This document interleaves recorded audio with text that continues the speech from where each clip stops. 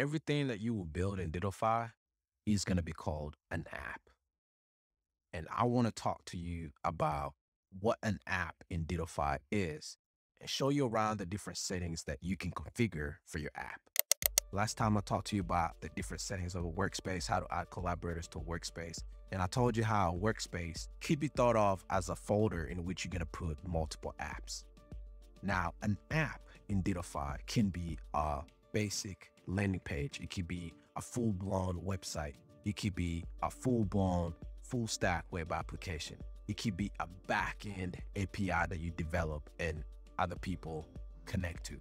It could be anything. Everything that you're going to build in Dittofi is going to be called an app. Apps live inside of workspaces.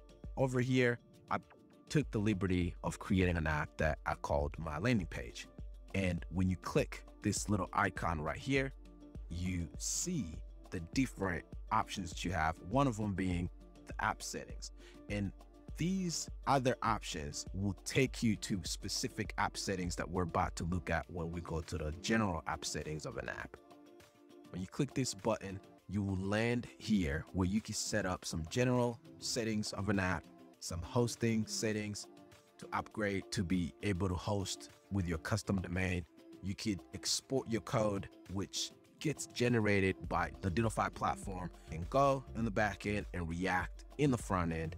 You could publish this code to your GitHub repositories, or you could download it in a zip folder, put it in your editors, and do whatever you want with it. Over here, you could also upload different fonts for you to use in your app, and we'll see how that is being used in the Dittofi Design Studio. Let me go back to the general settings and show you something that's very interesting.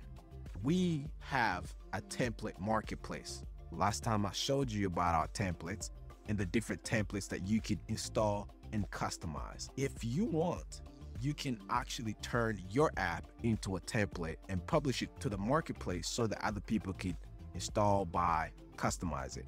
If you want to do that, here's how you go about doing that. You, of course, upload an image for that app, and you can now set up a category for this app. Once you set up a category that this app belongs to, then the last two settings that you want to configure are these app images, and these are screenshots of your app. And you will see in the template right here, these are the screenshots that I'm talking about. And the last thing that you want to set up is the license, aka do you want this template to be public, i.e. other people can use it, or do you want it to be private so it's only being used internally in your organization? If you want it to be public, you want to select this open source MIT license. If you want it to be private, you want to select that private setting. And the last one that I want to talk about, but you won't be able to see right now, is this endpoint documentation. This endpoint documentation is so clutch, it's so important, and we will talk about it when we start diving into the app builder and show you how when you build a back-end application that has an API that front-end applications can talk to, how Dittofi automatically documents your API for any front-end developer to be able to connect to your API, telling you about what endpoints you have, what parameters or query parameters that it's expecting, and so on and so forth. So next time, we're going to dive into the Dittofi Design Studio and explore everything that it has to offer step by step. I'll see you next time.